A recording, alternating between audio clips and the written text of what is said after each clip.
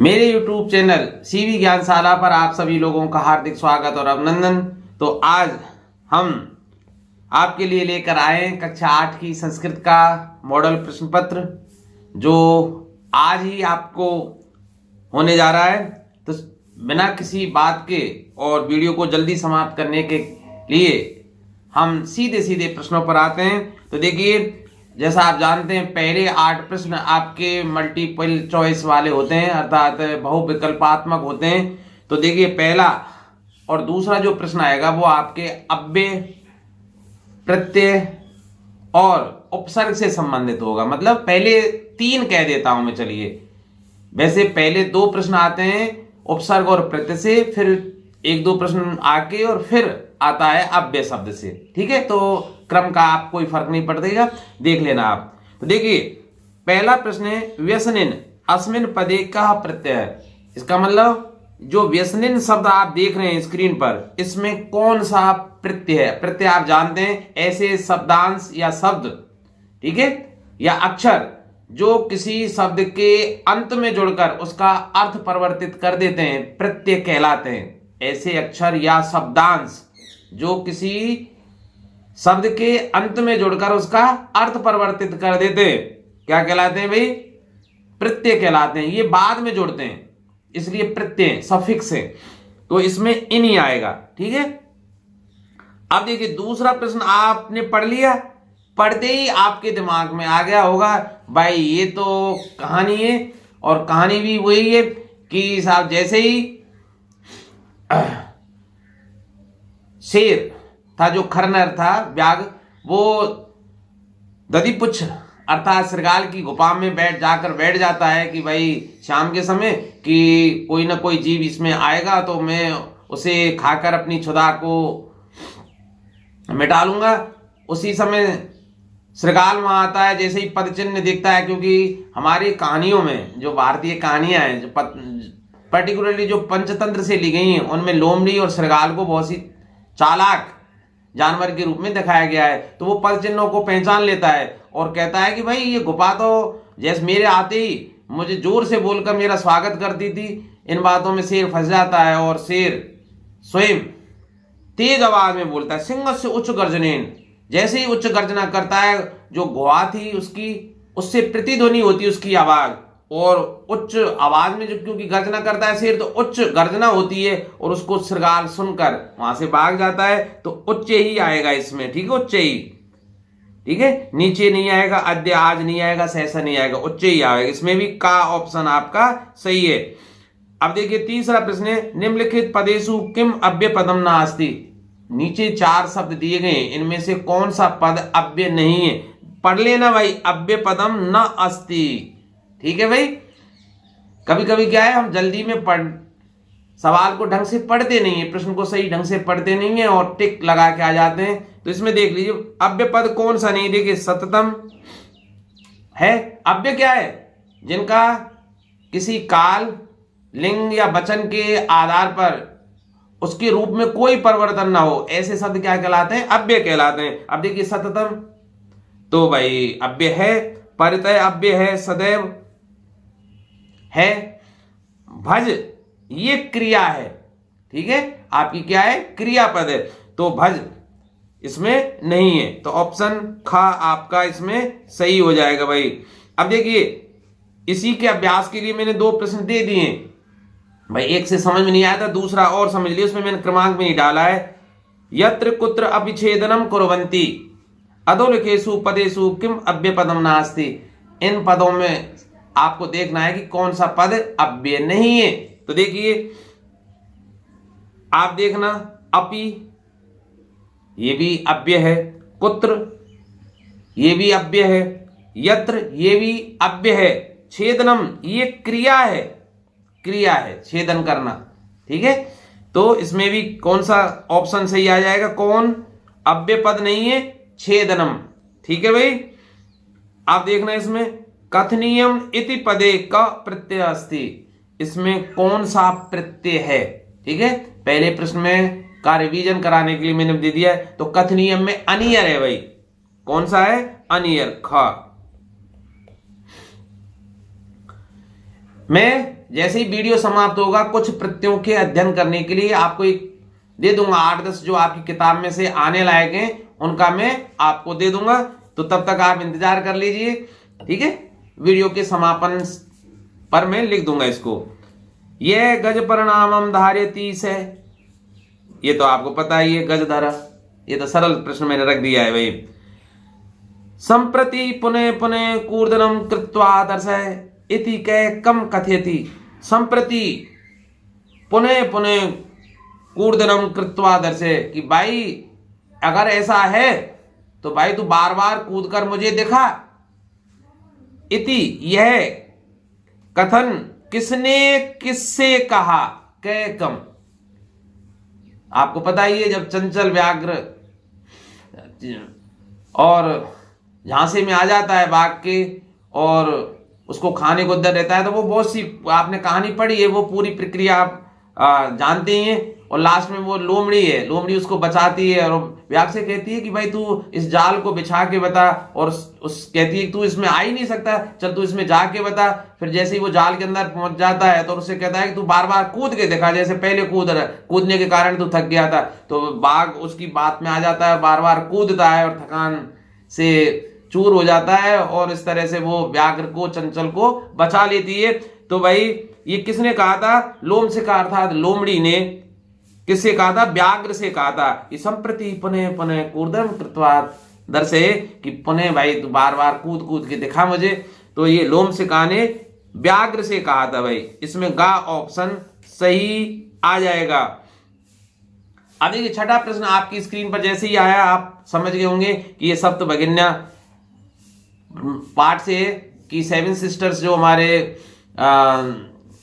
पूर्वी जो राज्य हैं, मणिपुर, त्रिपुरा, जो आप नाम याद है आपको, तो उसका वर्णन करते हुए लेखक ने क्या कहा है कि भारतवर्ष को एक वृक्ष के रूप में प्रस्तुत किया है, जिसमें अनेक राज्य, केंद्र शासित प्रदेश और हैं जो विभिन्न आपके संस्कृति प्रकृति से भरपूर, मतलब तरह तरह की विविध संस्कृति है, विविध यहाँ की प्रकृति है। तो इसलिए भारतवर्ष को उन्होंने वृक्ष की एक उपमा दी है, ठीक है। तो यहां भारत वृक्ष आ जाएगा भाई, ठीक है। तो भारत वृक्ष मत समझना इसको, भारत को एक वृक्ष के रूप में कल्पना की है, उपमा दी है। अब साथ में आ जाना भाई, सुभाषितानि पदे प्रयुक्तम उपसर्ग अस्ति। जो सुभाषितानि पद है इसमें कौन सा उपसर्ग है। उपसर्ग वे शब्द या शब्दांश हैं या अक्षर हैं जो किसी शब्द के शुरू में जुड़कर उसका अर्थ परिवर्तित करते थे। शुरू में जुड़ने वाले उपसर्ग प्रीफिक्स बोलते हैं इनको। तो देखिए सुभाषित 2 शब्द से बना है, सुधन भाषित, अर्थात अच्छे बोले जाने वाले वचन ना, ऐसे कथन जो सुंदर लगे, अच्छे लगे, कर्णप्रिय लगे, शिक्षा देने वालों, तो सुधन भाषित। तो ये खा इसमें सही हो जाएगा। ये तो सरल सा था भाई। कंटकेनेव कंटकम एवं कथा कस्य प्रांतस्य अस्ति। ये कथा किस प्रांत से, देखिए ये ज्यादातर जो आपकी कहानी आप पढ़े वो पंचतंत्र से ली गई है, और पंचतंत्र का जो स्थान है वो मध्य प्रदेश रहा है, ठीक है। तो नाम से राजस्थान राज्य से मत लिख देना, ये मध्य प्रदेश से आपको लिखना है भाई, ठीक। अब आपका आ गया 9वां प्रश्न, ठीक है भाई।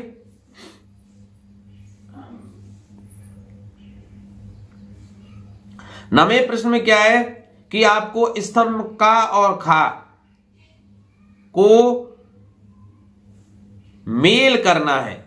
देखो का स्तंभ में विशेषणम पदम दत्तम, खा स्तंभ में चाहे विशेष पदम, खा में क्या है विशेष पद है, का में विशेषण है, तो उनका आपको मेल करना है। तो ऐसे आएंगे 4। तो मैंने अभ्यास आपका हो जाए इसके लिए ज्यादा रख दिए हैं, ठीक है भाई। तो देखिए स्वस्था, आप देखो स्वस्था, तो स्वस्थ तो किसी व्यक्ति की क्या हो सकती है, मनोदशा। तो स्वस्था मनोदशा, इसका मतलब ये यहां हो जाएगा। इसी तरह महत्वपूर्ण गोष्ठी हो सकती है। इनको देखिए पहले जितने भी शब्द दिए गए हैं दोनों साइड को, का और खा स्तंभ में, उनको ढंग से पढ़ लीजिए, समझ में आ जाएगा। तो महत्वपूर्ण क्या हो सकती है, महत्वपूर्ण गोष्ठी हो सकती है, क्योंकि सबका मेल करना है भाई। जगन्य, जगन्यम, ठीक है, जगह जैसे है तुरंत जगन्य शब्द का मतलब अपराध, और अपराध क्या है? हमारा कृत्य है, हमारे द्वारा किए गए कार्य है, तो जगन्यम कृत्यम। और क्रीडंती, खेल, पुत्र या पुत्री सकता है, तो क्रीडंती पुत्री आ जाएगा इसमें भाई, क्योंकि और किसी के साथ तुक लग नहीं रहा है। और कुत्सिता वृत्ति, ठीक है, तो मैंने इसको लिख दिया है भाई इस तरह से, आप इनमें पढ़ लेना।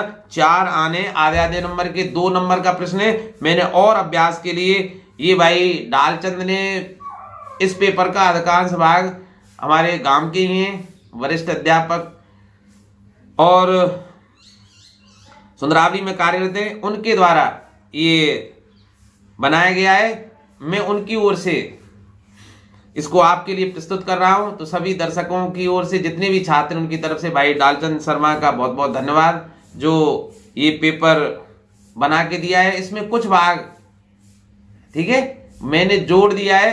अब मेरी बुद्धि के हिसाब से, वैसे आपको पता ही है मैं संस्कृत का व्यक्ति नहीं हूं, तो पहले ही मैं कह देता हूं जितनी भी कोई त्रुटि होती है तो भाई उसका मुझे खेद है, क्योंकि संस्कृत का मुझे इतना ज्ञान है नहीं, ठीक है। और जो हस्तलिखित आपके सामने पेपर आएगा वो भाई डालचंद शर्मा के द्वारा निर्मित है। तो देखिए, जैसे महतीम उन्होंने उत्तर लिख दिए, क्योंकि उनको पता था मेरी लिमिट का कि इनको उत्तर नहीं आएंगे, इनको बार बार पूछना पड़ेगा, इसलिए उन्होंने उत्तर लिख दिए कि महतीम, महतीम माने बड़ी। अब बड़ी क्या थी आपके पाठ्य पुस्तक के हिसाब से? घुपा, तो महतीम गोयम, ठीक है, तो ये आ गया भाई।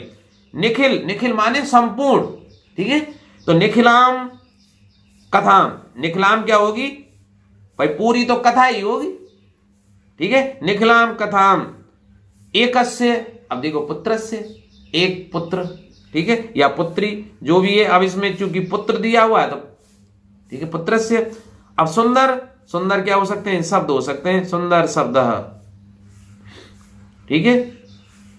और देख लिए, और लीजिए भाई, अभ्यास के लिए मैंने एक प्रश्न और जोड़ दिया, आना तो 2 नंबर का है। 2 भाई, ये केवल 2 नंबर की बात मत कीजिए, हो सकता है इनमें से और भी प्रश्न बन के आ जाएं, एक एक शब्द के जो प्रश्न होते हैं वो भी बन के आ सकते हैं। तो देखिए, सुकुमारा, अब यहां देखिए क्या है? जगत, संसारे, भारत जनता, प्रकृति और जगत, ये 5 शब्द दिए गए हैं। तो इनमें से सुकुमारा भारत जनता, भारत जनता के लिए सुकुमार शब्द आया है भाई, ये मैंने आंसर भी लिख दिए हैं। सहजा प्रकृति होती है ना, ये सारे मैंने आंसर लिख दिए हैं। आप इनको, आपकी स्क्रीन पर है, आपको दिख रहा है, पढ़ लेना, ठीक है, स्क्रीनशॉट लेकर आप पढ़ लेना।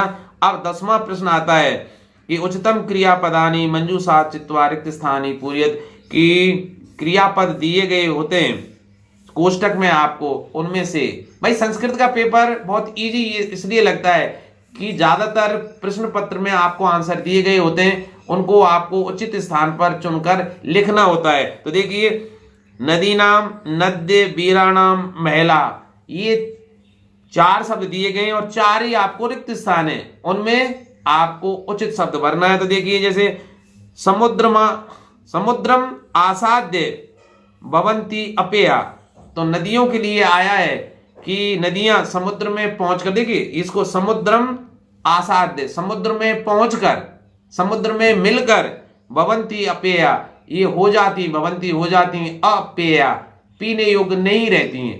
पे माने पीने योग्य और अपेया माने पीने योग्य नहीं रहती हैं, ठीक है। कौन? नद्य, तो नद्य आएगा इसमें, ठीक है भाई, नद्य आएगा।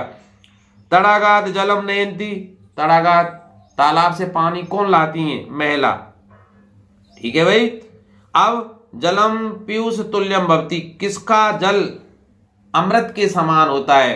जलम पीयूष तुल्यम अस्ति, तो देखिए नदी नाम, नदियों का, ठीक है, तो नदी नाम जलम पीयूष तुल्यम भवति, यहां नद्य नहीं लगा सकते, ठीक है, क्योंकि नदियों का है।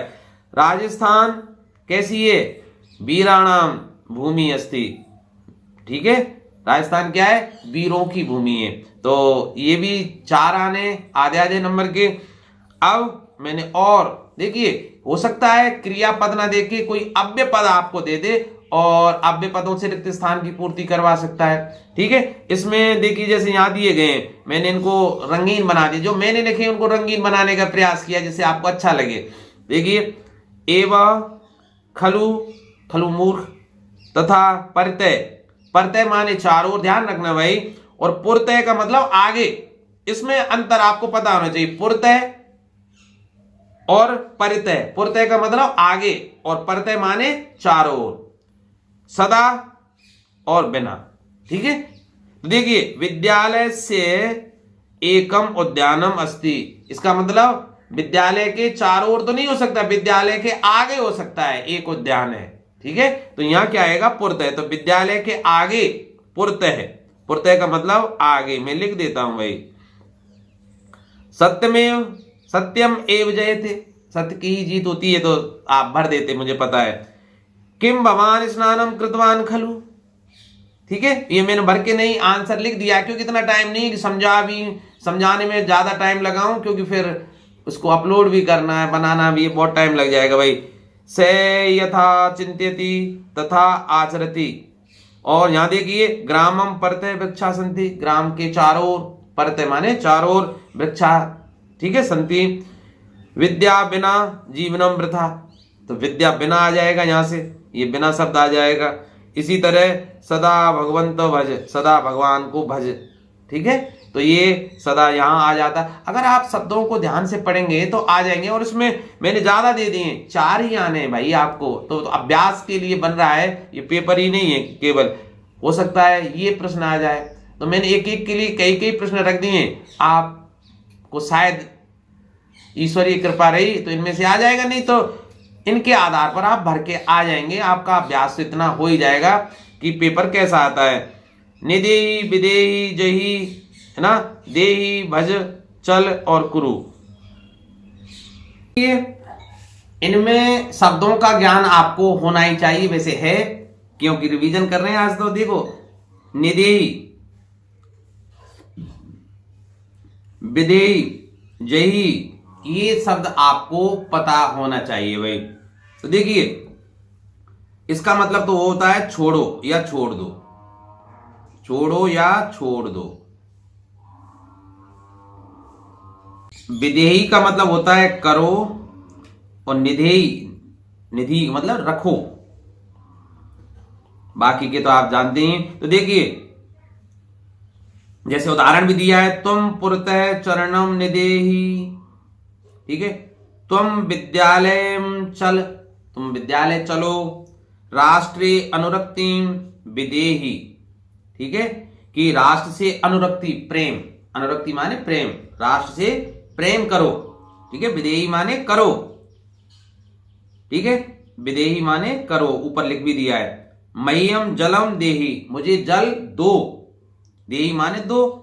मूढ़म, हे मूर्ख, जही धनागत, ठीक है, तृष्णाम, कि भाई हे मूर्ख, जो धन की तृष्णा है, धन को प्राप्त करने की जो लालसा है, अभिलाषा है ना, उसको छोड़ दो, यही माने छोड़ो या छोड़ दो।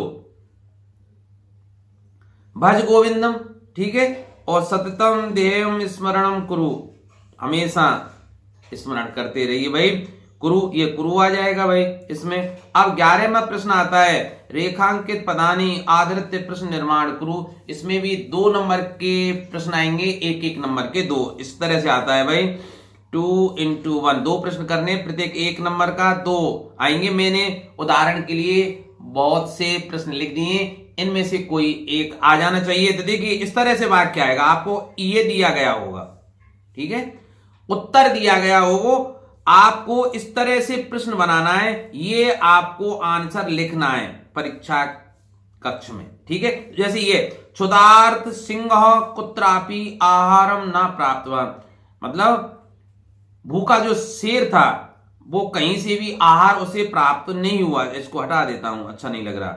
तो देखिए कैसा शेर था, इसका मतलब भूख से व्याकुल था, क्षुधार्थ भूख से व्याकुल शेर था, उसे कहीं भी आहार नहीं मिला। तो प्रश्न कैसे मिलाएंगे या प्रश्न कैसे बनाएंगे कि कैसा सिंह की कैसी दशा थी जब उसे आहार नहीं मिला। तो कीदृश सिंह कुत्रापि आहारम ना प्राप्तवान की कैसे सिंह को कहीं भी जुकाम के कारण तबीयत ठीक नहीं है भाई। अब जैसे अगर ये आ जाता भाई, दधि पुच्छ नाम श्रृगालय गुहाया स्वामी आसीत, कि दधि पुच्छ नाम का जो श्रृगाल था वो गुहा या गुफा का स्वामी था भाई, ऐसे ही पूछ सकता है।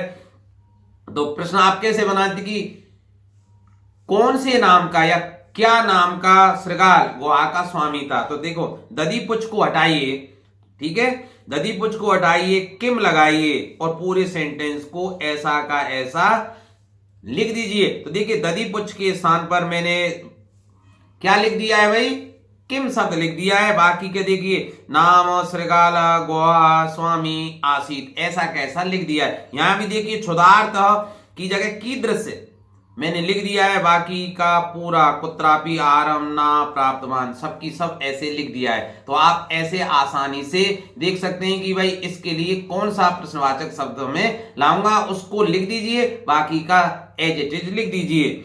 अब ऐसे और देखो, ऐसा गुहा स्वामिनः सदा आह्वानम करोति, ठीक है, स्वामिन, तो यहां स्वामिन के लिए कस से आ जाएगा, तो बाकी का ऐसे एडजेक्टिव लिख दीजिए, ठीक है। और देख लीजिए, ये आप पढ़ लेना स्क्रीनशॉट लेकर, अब मैं पूरा कराऊंगा तो पेपर बहुत लेंदी हो जाएगा। यहां भी देखिए मैंने कुछ और लिख दिए आपके अभ्यास के लिए, समुचित अभ्यास के लिए आप स्क्रीनशॉट लेकर इसका अभ्यास कर लेना। जैसे गुणा गुणेषु गुणा भवंती, आपने पहला ही श्लोक है आपकी सुभाषितानी जो पहला चैप्टर है, तो इसका अर्थ तो आपको पता ही है। वैसे मैंने इसको अंत में रख भी दिया है क्योंकि आपको 3 श्लोकों में से 2 के अर्थ लिखने, तो इसका पूरा अर्थ मैं वहां बता दूंगा। चलिए तो देखिए यहां गुणा की जगह के आ जाएगा। इसी तरह नद्य सुस्वादित्वा भवंती, नदियों का ये खाली जगह में भी था, सुस्वादित्वा ना, तो माने पानी, भवंती होता है, नदियों का पानी कैसा होता है, सुस्वाद होता है, अच्छे स्वाद का होता है। तो इसका मतलब प्रश्न कैसे बनाएंगे, किसका पानी सुस्वाद होता है। तो देखिए का आ जाएगा नद्य की जगह, बाकी का एज इट इज लिख दिया है मैंने। लुब्धस्य यशः नश्यति, जो लोभी होते हैं उनका यश नाश हो जाता है, ये भी आपके बहुत अच्छा दुआ है भाई। तो देखिए लोभी पुरुष का यश नष्ट हो जाता है, तो प्रश्न कैसे बनाएंगे, किसका यश नष्ट हो जाता है। तो लुब्धस्य के स्थान पर जब प्रश्न बनाएंगे कस्य शब्द आ जाएगा, किसका, और बाकी के एज इट इज आप लिख दीजिए। आप इनको और पढ़ लेना भाई। 12वां प्रश्न आता है कि आपको 4 सेंटेंस होंगे, उसमें एक विशेष शब्द दिया गया होगा, उसकी उचित विभक्ति के अनुसार आपको आंसर लिखना है। चलिए लाल है तो मैं इसका कलर चेंज कर लेता हूं, आंसर लिखने। देखिए अहम वस्त्राणि ददामी, मैं वस्त्र देता हूं। तो देखिए यहां निर्धन, किसको, निर्धन के लिए, ठीक है भाई। तो आप देखिए कौन सा कारक आएगा, मैं निर्धन के लिए वस्त्र देता हूं। इसी तरह चलिए मैं एक साथ बता दूंगा, यहां परतः पुष्पाणि संति, तो विद्यालय, इसका मतलब अब आपको पता होना चाहिए कि परतः के योग में कौन सी विभक्ति आएगी।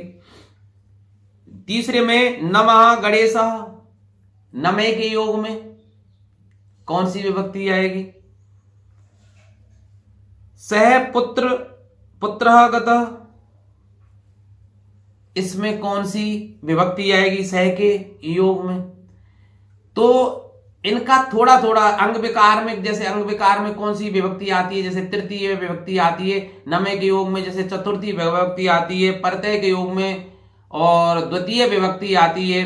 तो ये चीज आपको थोड़ा सा पता होना चाहिए। और निर्धन के लिए तो निर्धनाय, ठीक है, तो इसमें हो जाएगा निर्धनाय, निर्धन के लिए ना, एम निर्धनाय वस्त्राणि ददामि, परतय के योग में द्वितीय विभक्ति, तो राम है राम रामम, तो विद्यालयम,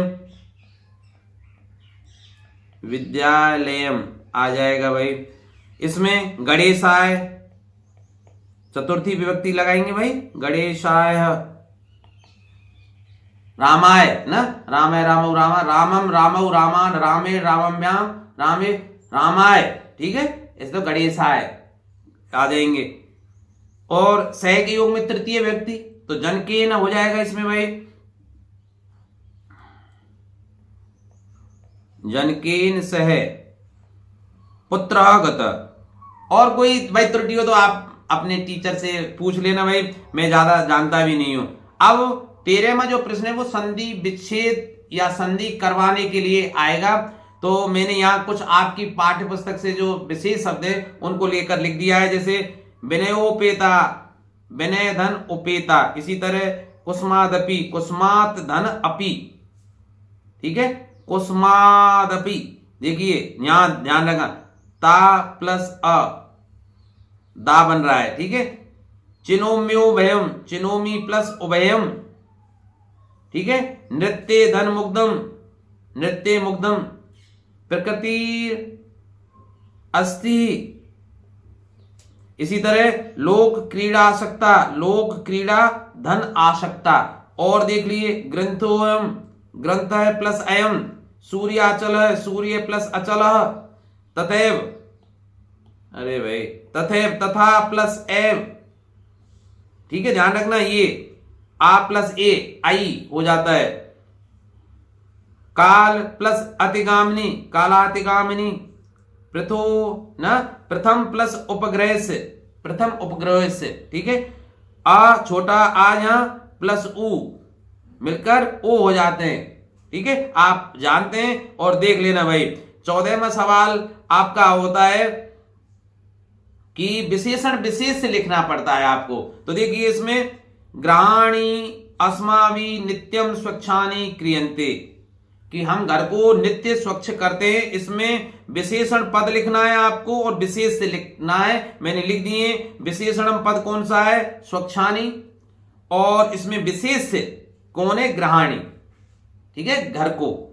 अब 15वां जो प्रश्न आता है वो 4 नंबर का आएगा। इसमें आपको 4 प्रश्न आएंगे, उसमें एक पद में उत्तर देना है, केवल एक शब्द लिखना है, एक पद लिखना है आपको। अधोलिखिता नाम प्रश्नानाम उत्तराणि एक पदेन लिख, ठीक है। तो देखिए स्वकीयम साधनम किम भवति बलम, पथि के विस्मः प्रकरः पाषाणः, सततम किम करणीयम, ठीक है, लगातार क्या करना चाहिए, ध्येय स्मरणम। एतस् गीतस्य रचयिता के श्रीधर भास्कर वर्णेकर, ये जो, ठीक है, एक ही पाठ से मैंने सारे प्रश्न लिख दिए। स कीदृश से कवि मान्यते, उनको श्रीधर भास्कर वर्णेकर को कैसा कवि माना जाता है, राष्ट्रवादी माना जाता है। इसी तरह ये ब्याग वाला जो पाठ था, ब्याज जो पाठ था, उसमें चंचल नाम वो जो कहानी थी उसमें से मैंने सारे लिख दिए। इसमें से भी कोई एक प्रश्न आ जाएगा, इसमें से भी कोई एक प्रश्न आ जाएगा, ध्यान रखना भाई, इसमें से एक, इसमें से कोई एक आ जाएगा। व्याधस से नाम है के आसीत, चंचल था शिकारी का, उसका नाम क्या था, चंचल। चंचल है व्याघ्रम कुत्र दृष्टवान, कहां देखा, जाल में फंसा हुआ था, जाले देखा। कस्मै किमपि अकार्य न भवन्ति, सुधारता है, मतलब जो भूख से पीड़ित है उसके लिए क्या कार्य करने योग्य, मतलब सब कार्य करने योग्य होते हैं, भूखा व्यक्ति कुछ भी कर सकता है। कस्मै किमपि अकार्य न भवति, ठीक है। बद्री गुणमानाम पृष्ठे का नीलीना आसीत, ठीक है, लोम से का लोमड़ी वाली, तो आप इनको पढ़ लेना भाई। इसी तरह और रख दिए, इसमें से एक आ जाएगा कोई, एम वसुंधरा किम मन्ये ना, कुटुंब को माना जाता है। मम सहजा प्रकृति का अस्ति, हमारी सहज प्रकृति क्या है, मैत्री। एम कस्मात कठिना भारत जनता अस्मि कुलसात। एम मित्रस्य चक्षुषाम किम पश्यन्ति भारत जनता अस्मि, संसार, हम अपनी आंखों से सारे संसार को देखते हैं, आप उस हिसाब से देख देना।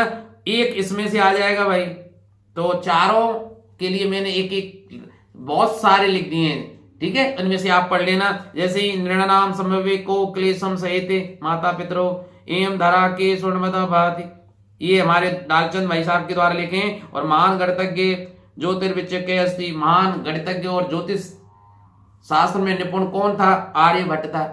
हमारी किताब के हिसाब से आंसर हमें देना है। मधुर सूक्तम के सृजंती, सुंदर वचनों को कौन सृजन करता है, कौन बनाता है, संत बनाते हैं, तो आप इनको पढ़ लेना भाई। अब 16वां जो प्रश्न है वो ऐसा प्रश्न आएगा उसमें 4 प्रश्न पूछे जाएंगे और आपको उत्तर पूर्ण वाक्य में देना है, एक शब्द में नहीं देना है। जैसे मैंने यहां फिर वही काफी प्रश्न रख दिए। चंचलेन बने किम कृतम, चंचल वन में क्या करता था भाई? चंचलेन बने जालम विस्तारितम, चंचल जो व्याघ्र था ना, शिकारी, वो क्या करता था? जंगल में जाकर जाल को फैलाता था। तो देखिए, चंचलेन बने जालम विस्तारितम, जाल को विस्तार करता था, फैलाता था। व्याघ्र से पिपासा कथम शांता भवत, व्याघ्र की जो पिपासा, प्यास थी, वो कैसे शांत हुई भाई? व्याघ्र से पिपासा नद्याम जलम पीत्वा शांतावत, चंचल जाके लेकर आया था पानी भाई, ठीक है, और तब उसकी जो प्यास थी वो शांत हुई थी। जलम पीत्वा व्याघ्रम किम अवदत, जल को पीकर व्याघ्र क्या बोला? जल को पीकर व्याघ्र क्या बोला? जलम पीत्वा व्याघ्र अवदत, जल को पीकर व्याघ्र बोला, सांप्रतम बुभुक्षुतो अस्मि इदानीम अहम त्वाम खादिष्यामि, भैया अब मुझे भूख लग रही है, मैं तुम्हें अब खाऊंगा, चंचल को। चंचला मात्र स्वस्य इति काम संबोधितान, मात्र शब्द से किसको, मौसी शब्द से किसको संबोधित किया चंचल ने, शिकारी ने? किसको? लोमड़ी को। इति लोम से काम संबोधितान, ठीक है भाई। जाले पुनः बद्ध व्याघ्रम दृष्टवा व्याध किम अकरोत, पुनः जब जाल में बंध गया वो व्याध, तो उसने क्या किया भाई? जाले पुनः बद्ध व्याघ्र दृष्टवा व्याध, चंचल ने जब बाघ को पुनः लोमड़ी के चालाकी के कारण उसमें बंधा हुआ देखा, प्रसन्नम भूत्वा गृहम गतवान, प्रसन्नता पूर्वक वो घर चला गया। इसी तरह और प्रश्न भी दिए गए। प्रश्नानाम उत्तराणि पूर्ण वाक्येन लिखत, भारत जनता अस्मिन् के परिपूर्ता अस्ति, भारत जनता आध्यात्म सुधा त्रिणी स्नाने परिपूर्ता अस्ति, सम जगत कथम मुग्धम अस्ति। तो आप इन प्रश्नों को देखिए, स्क्रीनशॉट ले लीजिए, बहुत लंबा हो जाएगा और फिर ये पेपर डालने, अगर मैं इसको ढंग से समझाने का प्रयास करूं, ठीक है, तो बहुत लंबा हो जाएगा। आप स्क्रीनशॉट लीजिए और इनको पढ़कर चले जाइए। वैसे आपको याद है भाई, अब मैं स्क्रीनशॉट लीजिए इस तरह से आप, और इसको पढ़ के चले जाना भाई। और ये भी प्रश्न देखिए, मैंने पहले ही कह दिया है, इसमें से एक आ जाएगा। आप इस तरह से आप पढ़ के चले जाना फटाफट, इनमें से एक आ जाएगा, 4 आने, इसमें से कोई एक आ जाएगा। और देखिए यहां खरनर है, कुत्र प्रतिवसिति स्म, खरनर कहां रहता था? कस्मिन वने प्रतिवसिति, किसी एक वन में रहता था। खरनर कौन था? शेर था वो, ठीक है। मैती गोयाम दृष्टवा सिंहम किम चिंत, बड़ी गुफा को देखकर जो शेर क्या भैया भाई? नूनम एतस्याम गुहायाम रात्रो को पीजीवे, भाई इस गुफा में रात्रि में कोई ना कोई जीव तो जरूर आता होगा। अतः अत्रेव निगूढ़ो भूत्वा तिष्ठामि, भैया यहीं बैठ जाता हूं मैं, तो यहीं कोई ना कोई जीव जरूर आता होगा, ठीक है। श्रृगाल किम अचिंतित, आप पढ़ लेना भाई, बहुत टाइम लग जाएगा। श्रृगाल है कुत्र पलायत है, कहां चला गया? दूरम, दूर चला गया, ठीक है। इसी तरह इसमें से एक आ जाएगा, ठीक है। इनके ये प्रश्न लिखे हुए हैं और इसके आंसर यहां है, ठीक है। दिष्टया का समागता, भाग से कौन आ गई भाई? भाग से शालिनी आ गई थी, नहीं तो वो कन्या भ्रूण हत्या हो ही जाती, ठीक है भाई। राकेश से कार्यालय का निश्चिता, अब राकेश अपनी पत्नी के साथ नहीं जा पा रहा था डॉक्टर को दिखाने के लिए, क्योंकि वो लिंग परीक्षण कराने जा रहे थे कि कोख में लड़की है कि लड़का है, उसके 2 लड़कियां पहले से थी, तो ये तीसरी भी ना हो जाए, इसलिए राकेश अपनी बहन से क्या कहता है कि भाई मेरे कार्यालय में एक निश्चित मीटिंग हो गई है, तो उसके कारण मैं नहीं जा पा रहा हूं, आप चली जाइए। शालिनी उनकी बहन का नाम है, राकेश की भाई। राकेश से कार्यालय एका महत्वपूर्ण गोष्ठी निश्चिता, एक महत्वपूर्ण गोष्ठी का आयोजन उसमें हो रहा था, इसलिए वो बहन से कहता है। राकेश शालिनी कुत्र गंतु कथयति, राकेश शालिनी को कहां जाने के लिए कहता है भाई? राकेश शालिनी चिकित्सा काम प्रति गंतु कथयति, चिकित्सक के पास जाने के लिए कहता है भाई। फिर इसमें देखिए बहुत अच्छा पार्ट है, इसलिए कह रहा हूं। राकेश कस्याम तिरस्कार करोति, राकेश किसका तिरस्कार करता है? राकेश सृष्टि उत्पादन्या शक्त्या तिरस्कारम करोति, बहन समझाती है कि तू पूजा पाठ तो बहुत करता है, लेकिन इस सृष्टि को उत्पन्न करने वाली ना मातृशक्ति का तू अपमान कर रहा है, कन्या है ना की हत्या करवा के। फिर शालिनी भ्रातरम का प्रतिज्ञा कर्तु कथयति, शालिनी अपने भाई को कौन सी प्रतिज्ञा करने के लिए कहती है कि शालिनी भ्रातरम कन्याया रक्षणे तस्यास्य पाठने दत्त चित्तम भवन्तुम प्रतिज्ञा कर्तु कथयति। ठीक है भाई, कन्याओं की रक्षा करने का प्रण उनसे निभाती है। और फिर यत्र नारी ना पूजन्ते तंत्र किम भवति, जहां नारियों की पूजा नहीं होती है वहां क्या नहीं होता है। यत्र नारी ना पूजन्ते, जहां नारियों की पूजा नहीं होती है, तत्र सर्वा क्रिया अफला भवन्ति, वहां सभी कार्य क्या होते हैं, असफल होते हैं भाई। 17वां प्रश्न आएगा भाई, संज्ञा शब्द आपको दिए गए होंगे 2 या 3, उनमें से आपको एक चूज करके, एक चुनकर लिखना पड़ेगा। 4 आएंगे एक एक नंबर के। यहां जैसे मलाया, सूर्य, नक्षत्र ये दिए गए, यहाँ नारी, पशव और पक्षिण ये दिए हुए, तो आप देख लेना भाई। मनोदशा स्वस्था न प्रीतियति, मलाया किसकी मनोदशा स्वस्थ दिखाई नहीं दे रही थी, मलाया की ना। कश्चित नारी जलम पातु याचन्ते स्मः, तो नारी आएगा इसमें से। मानवा वृक्षाणाम छायाम, ठीक है, तो देखिए मानव वृक्ष की छाया में, तो अपने आप वृक्षाणाम आएगा इसमें। सा गुहा उच्चे सगलम, ये तो आ ही गया था है ना, पहले भी आ गया था, तो यहाँ गुहा शब्द आएगा, ये तो आपको रटा हुआ है। 18वां प्रश्न क्या आएगा कि प्रश्न पत्र के अतिरिक्त 2 श्लोक आपको लिखने भाई। आप 2 श्लोक ढंग से, 2 नहीं 3 या 4 याद करके जाना, क्योंकि हो सकता है आपके द्वारा याद किए गए अगर कहीं अर्थ करने के लिए आ गए तो फिर आप लिखोगे क्या। तो भाई मैंने यहाँ ये 2 लिख दिए, आप इनको पढ़ लेना। अब ऐसा मैं पढ़ के क्यों नहीं बता रहा हूं भाई, समय ज्यादा हो जाएगा। ठीक है, ये 2 लिख दिए, ये 2 साहित्य संगीत कला वीण साक्षात पशु पुच्छ पिशा, ये तो आपको याद होगा, वैसे पहले पाठ से ही लिया गया है भाई। 19वां प्रश्न क्या है कि का खंड और खा खंड को आपको सुमेलित करना है भाई। क्या करना है, सुमेलित करना है। तो देखिए ये क्या है कि श्लोक का आधा भाग एक साइड को दिया गया होगा और उसका कोई कहीं से भी लिया गया भाग दूसरी तरफ होगा, तो आपको श्लोक याद होने चाहिए, तभी आप 19वें प्रश्न को पूरा कर पाएंगे। ठीक है, तो श्लोक का कुछ भाग इधर की साइड का खंड में और श्लोक का शेष भाग या कुछ भाग खा खंड में होगा। आपको श्लोकों के अनुसार उनको मिलान करना है। ठीक है, तृणम ना खादन पी जीवमान, ये इससे मेल खा जाएगा। तो हमारे डालचंद भाई साहब ने ये पूरा आपको हल करके दे दिया है। आप गुणा गणेशु, ये तो याद है ये भाई, गुणा भवंती, क्योंकि देखिए थोड़ा सा भाग यहां है, थोड़ा सा भाग यहां है। ठीक है, तो ये तभी आप कर पाओगे जब आपको श्लोक याद हो या उनका अर्थ याद हो। अर्थ याद होगा तब भी आप कर लेंगे इसको। ठीक है, इसी तरह ये है और इसको यहां और यहां और ये यहां। ठीक है भाई, तो आप इनको पढ़ लेना भाई।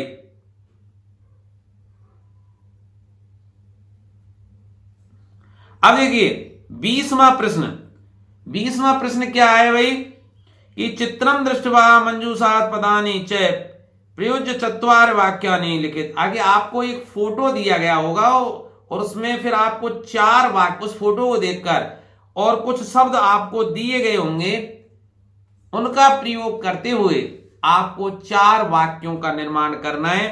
ठीक है भाई, जैसे यहां आपको फोटो दिख रहा है, यहां परीक्षा भी लिखी हुई है, भारत का चित्र बना हुआ है, घड़ी का भी चित्र है, गमला भी रखा हुआ है, यहां 2 व्यक्ति वार्तालाप भी कर रहे हैं और ये डेस्क बनी हुई है, शायद कक्षा कक्ष है, क्योंकि परीक्षा है तो परीक्षा कक्ष का ये है भाई। यहाँ एक सीनरी भी बनी हुई है और यहाँ देखिए घटका यंत्रम, परीक्षाया, श्याम पट्टे, वार्ता, मानचित्रम, पुष्पाणी, ये शब्द दिए गए, इनका प्रयोग करके केवल और केवल 4 सेंटेंस बनाने। तो देखिए जैसे इस चित्र को देखकर भाई डालचंद ने कौन कौन से सेंटेंस बनाए, आपके साथ में भी पढ़ लेता हूं। अस्मिन् चित्रे परीक्षायाः दृश्यम दृश्यते। ठीक है, इस चित्र में परीक्षा का दृश्य दर्शाया गया है, परीक्षा कक्ष का। ठीक है भाई, अत्र एक छात्र एका छात्रा च वार्ता कुरुतः। यहाँ एक छात्र एक छात्रा के साथ वार्तालाप कर रहा है, बातचीत कर रहा है। वित्तो घटका यंत्रम अस्ति, दीवार पर, ठीक है। श्याम पट्टे परीक्षा इति शब्द लिखित। श्याम पट्ट पर क्या लिखा हुआ है? परीक्षा शब्द लिखा हुआ है, तो श्याम पट्टे परीक्षा इति शब्द लिखित। अथवा में इसके, अगर आप इसको नहीं करना चाहते तो भाई आपको आपकी पाठ्य पुस्तक के आधार पर एक कथा को पूरा करना होगा। उसके लिए आपको 8 शब्द दिए गए होंगे। कितने? 8 शब्द दिए भरने पड़ेंगे और प्रत्येक आधा शब्द आधे अंक का होगा और 4 अंक आपको दिला देगा भाई। तो देखिए यहाँ वृद्ध है, साट्य आसम, वृद्ध था, जोर से अट्टहास करके हंसता है। मोचयुतम मतलब छुड़ा देता है। क्षुद्र छोटा सा, तब अकस्मात अचानक, कृतवान करना, कर्तनम काटना, स्वकीय स्वयं का कार्य, दृष्टवा देखकर। तो ऐसे शब्द हैं भाई, इनको भरना है। तो देखिए एकस्मिन् वने एक व्याघ्र आसीत, एक वन में एक बूढ़ा व्याघ्र रहता था, तो वृद्ध यहां आ जाएगा, ठीक है। तो वृद्ध यहां आ जाएगा। स एकदा व्याधीन विस्तारते जाले बद्धवत, एक दिन वो किसी शिकारी के बिछाए हुए जाल में फंस जाता है। स बहु प्रयासम, वो बहुत प्रयास करता है। तो करता है कि मतलब कृतवान आ जाएगा, यहां कृतवान आ जाएगा। किंतु जालात मुक्तम नावत, लेकिन जो जाल था उससे वो मुक्त नहीं हो पाता है। तत्र एक मूषक समागच्छत, तो वहां एक चूहा वहां आ जाता है भाई। तो अब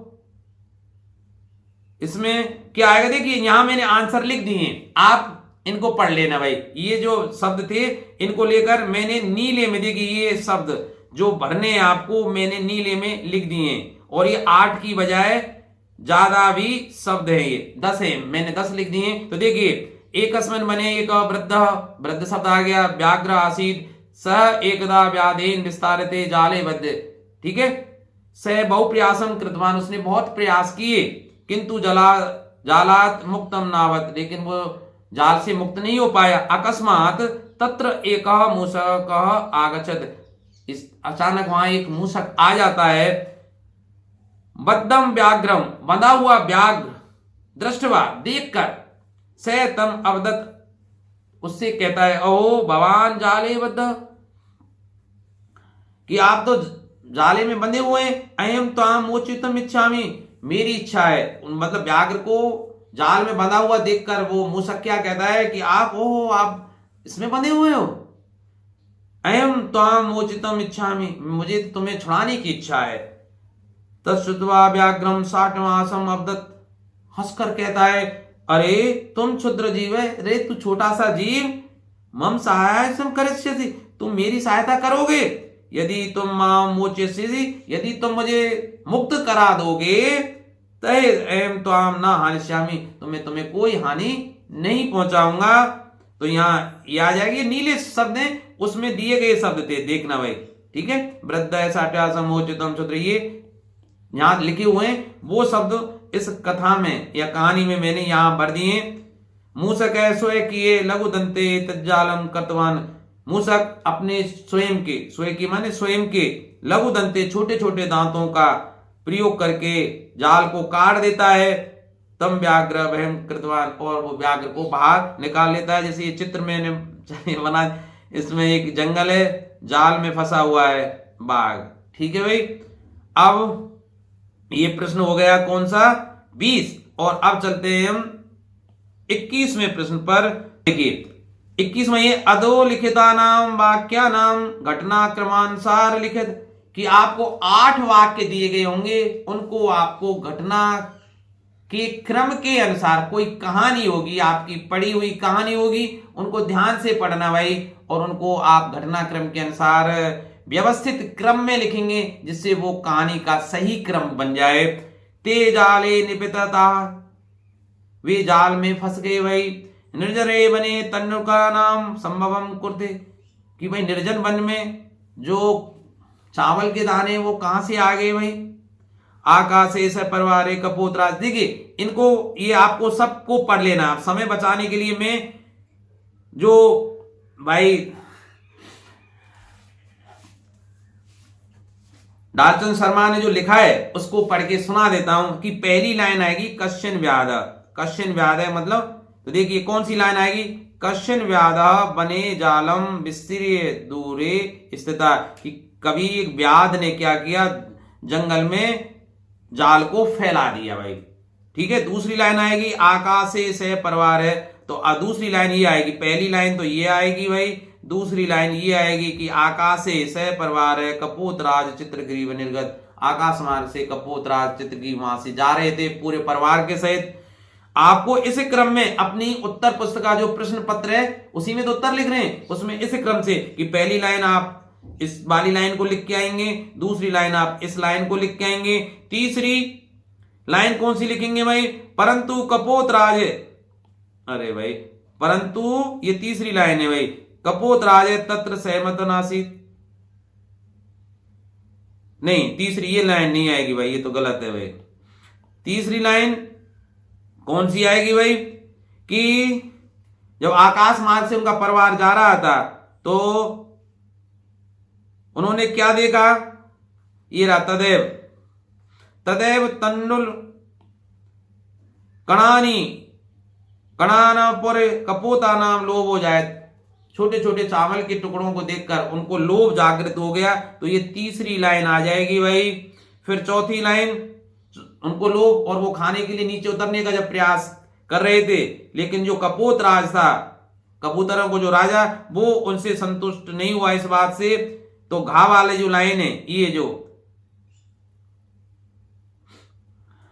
परंतु ये चौथी लाइन आ जाएगी, परंतु कपोत राजा तत्र सहमत नासित, उनसे सहमत नहीं था कि भाई इस जंगल में कहां से कोई चाल हो सकती है। ठीक है,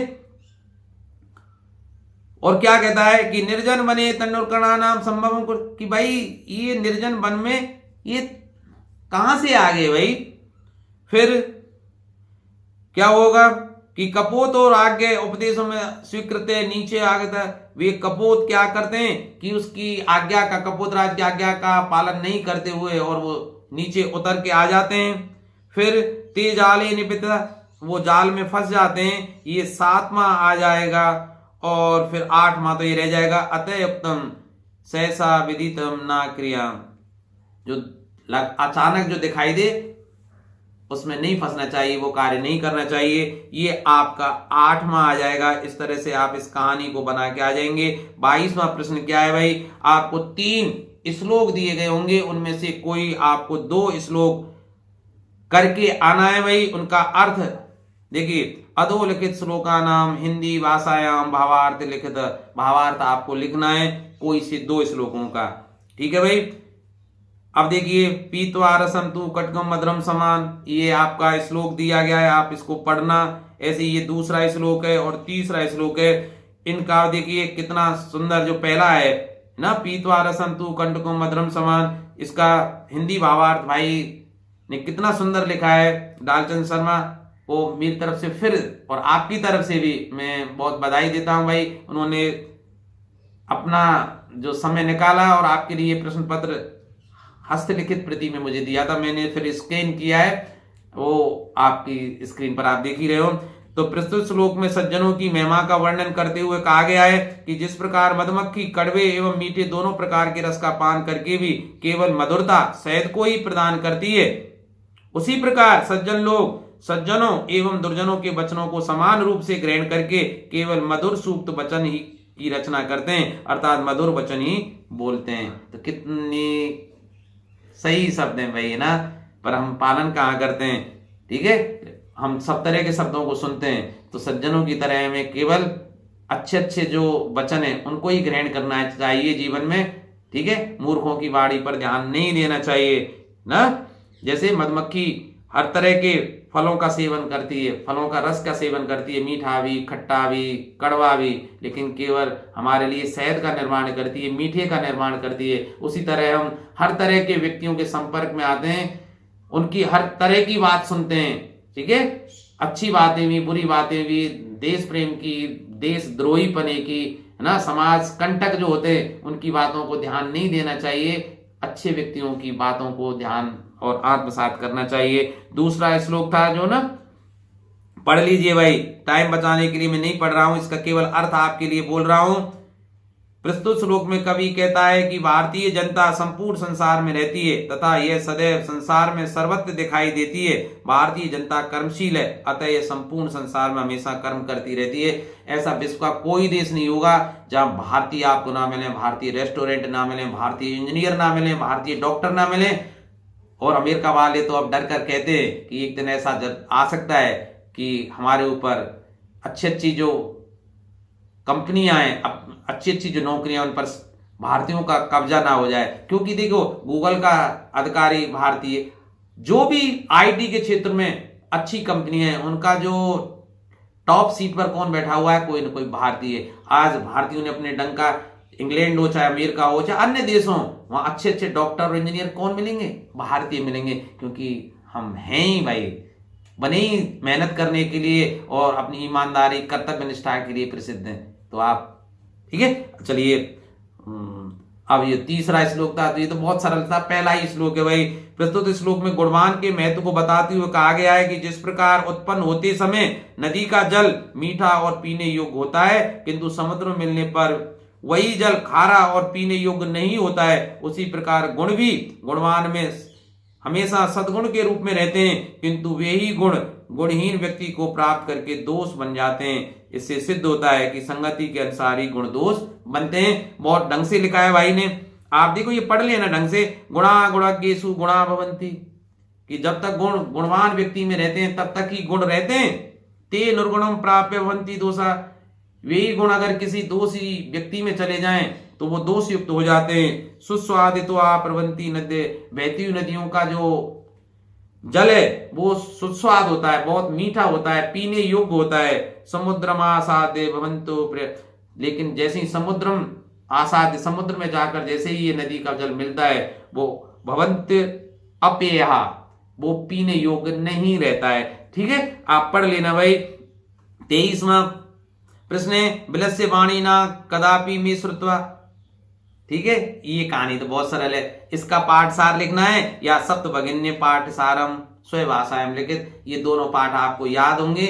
इन दोनों का सार आप एक बार और याद करके चले जाना। 24वां प्रश्न है भाई, निर्देशानुसार पदानी स्वीकृतम धैनु महत्वम विषयोपरि 8, ठीक है, अष्ट वाक्यानि स्वेत, आपको 8 वाक्य लिखने भाई धैनु महत्वम, गाय के महत्व पर, और इसके लिए शब्द आपको दिए गए हैं, पूजनीया धैनवे, ठीक है, कपिलाया, ऐसी गाय जिसका बछड़ा जीवित हो, बलवर्धक, गौमूत्र आप जाने, गोमेन, पंचगव्य रक्षा। तो देखिए कितने सुंदर सेंटेंस लिखे हैं। भारत देश धैनु मातृवत पूजनीय अस्ति, भारत देश में गाय का मां के समान पूजा की जाती है। भारतीय धैन वह अनेक वर्णीय भवंती, भारतीय जो गाय होती हैं वो अनेक वर्णों वाली होती हैं। कपिलाया धैनो महत्वम अधिकम अस्ति, कपिला गाय का महत्व सबसे ज्यादा होता है। धैनु दुग्धम सुपाच्यम, धैनु का गाय का जो दूध होता है वो सुपाच्य, जल्दी पच जाता है, पौष्टिक होता है, बलवर्धक होता है। ठीक है, गौमूत्रम अनेकासु औषधिषु प्रयुक्तम भवति, गौमूत्र का प्रयोग अनेकों औषधियों में किया जाता है, और ये भी सिद्ध हो चुका है कि गाय का जो मूत्र है वो कैंसर की कोशिकाओं को भी नष्ट कर देता है। अनेक व्यक्ति अपने विविध रोगों के उपचार के लिए गौमूत्र का सेवन करते हैं, और पतंजलि योगपीठ अर्थात बाबा रामदेव तो गौमूत्र का प्रयोग बहुत ज्यादा करते हैं। एक इंदौर में भी हॉस्पिटल है, वहां सारी दवाइयां गौमूत्र से बनाई जा रही हैं। तो भाई गोमेनम वयम स्वग्रहान पवित्री कुर्म, जो गोबर होता है, ठीक है, उससे हम अपने घरों को पवित्र करते हैं। किसी भी धार्मिक कार्य से पहले गाय के गोबर का लेपन किया जाता है भूमि पर, और उस पर बैठने के पश्चात ही हम कोई भी मतलब पवित्र कार्य करते हैं। पंचगव्य से उपयोग विविध रोगायाम निवारणा भवति, पंचगव्य आप जानते हैं, गौमूत्र ना, और गाय के जितने भी वो है ना, गौमूत्र है आपका, गाय का दूध, दही और गोबर, इन सबको मिलाकर जो बनाया जाता है उसको पंचगव्य बोलते हैं। तो इसके द्वारा अनेक रोगों का उपचार किया जाता है। धेनु अस्माकम मातृवत रक्षाम करोति, इस तरह से धेनु मतलब मरने के बाद ही भाई ये इसका हर अंग काम आता है। ठीक है, इनकी सींग से भस्म बनाई जाती है, और भी कई चीजें जो मैं टाइम नहीं है, नहीं तो और भाषण दे देता मैं, तो आप इनको पढ़ लेना। इसमें 24वें में अथवा में या तो एक निबंध आएगा, जैसे दैनुक पर यहाँ लिख दिया है, अथवा में एक कोई प्रार्थना पत्र आएगा। तो देखिए यहाँ, और प्रार्थना पत्र भी क्या है, उसमें लिखा हुआ होता है यार, आपको वो कुछ 5, 7 या 8 शब्द लिखने पड़ते हैं बस।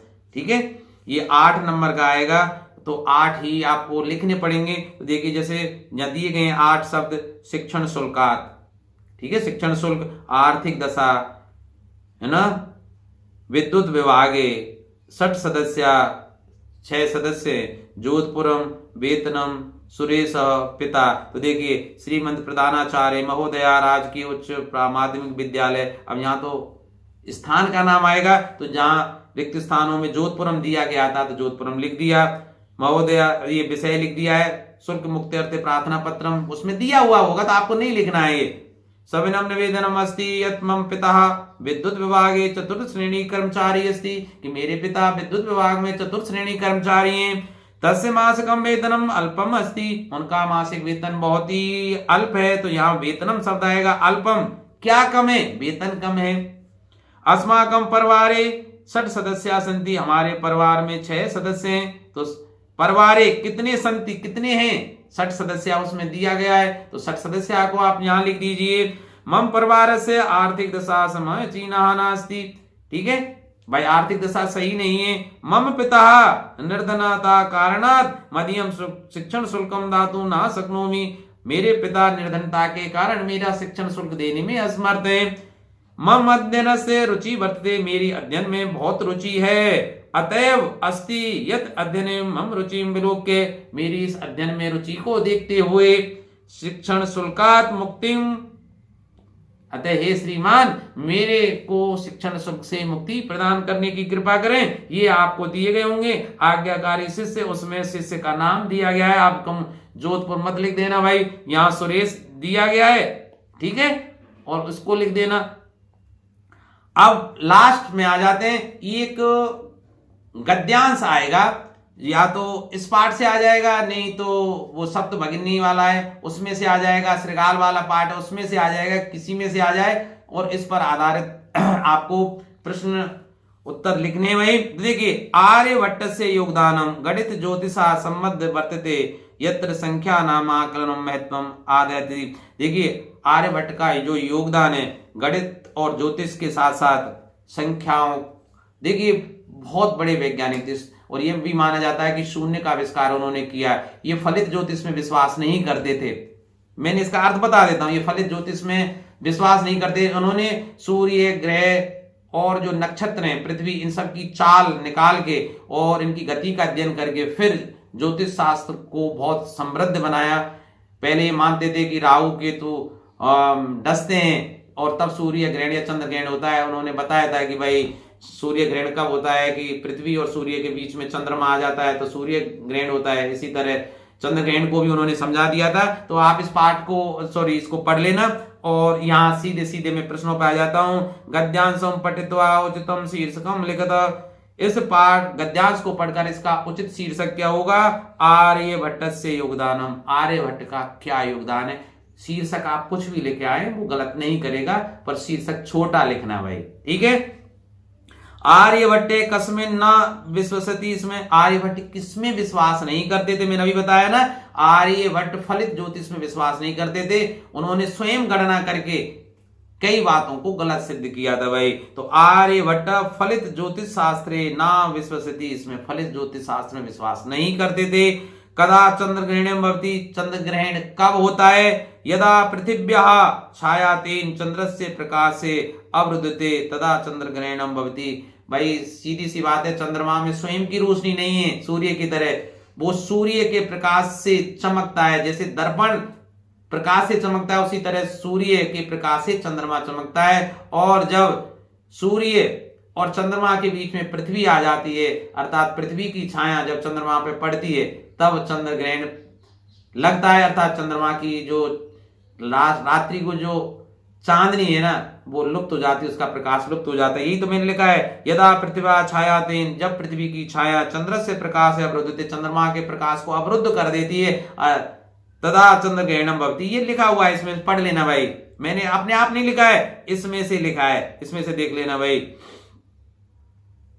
ये ना चंद्र से कहा है भाई, यदा पृथ्वी छायातेन चंद्र से प्रकाश है अवरुद्धते तदा चंद्र ग्रहणम भवति। यहां से लिख दिया, मैंने नहीं लिखा है, ये भाई डालचंद ने लिखा है, ठीक है। कदा सूर्य ग्रहणम दृश्यते, सूर्य ग्रहण कब दिखाई देता है, पृथ्वी सूर्यो मध्य समागत से चंद्र से छायातेन सूर्य ग्रहणम दृश्यते। ये यहां से लिया गया है भाई, देखिए ये लग गया भाई, कहां है भाई, सूर्य पृथ्वी भ्रमणतः पृथ्वी, सूर्य के चारों पृथ्वी घूमती है, चंद्र से परिक्रमाण संयोगात ग्रहणम भवति, ठीक है। तो ये लिखा तदेव पृथ्वी सूर्यो मध्य, पृथ्वी और सूर्य के मध्य में चंद्रमा आ जाता है और उसकी छाया जब पड़ती है तो सूर्य ग्रहणम दृश्यते, तो सूर्य ग्रहण दिखाई देता है। आप ढंग से पढ़ लेना। तो इसी के साथ इस वीडियो को मैं करता हूं यही समाप्त। आशा है आपको मेरा ये प्रयास पसंद आया होगा, और पसंद आया है तो भाई डालचंद के लिए एक बार धन्यवाद ज्ञापित करते हुए इस वीडियो को लाइक कर दीजिए, चैनल को सब्सक्राइब कर दीजिए। तो मिलते हैं कभी किसी नए वीडियो में, तब तक आप खुश रहिए, इसी तरह अध्ययन में अपनी रुचि बनाए रखें। धन्यवाद।